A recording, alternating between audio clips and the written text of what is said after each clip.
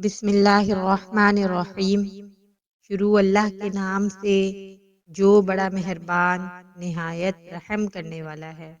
حضرت ابو ہریرہ رضی اللہ عنہ نے نبی کریم صلی اللہ علیہ وسلم سے روایت کیا ہے کہ آپ صلی اللہ علیہ وسلم نے فرمایا، اللہ تعالی کی 100 رحمتیں ہیں، ان میں سے ایک رحمت اس نے جن و انس، حیوانات اور حشرات الارض کے درمیان نازل فرما دی۔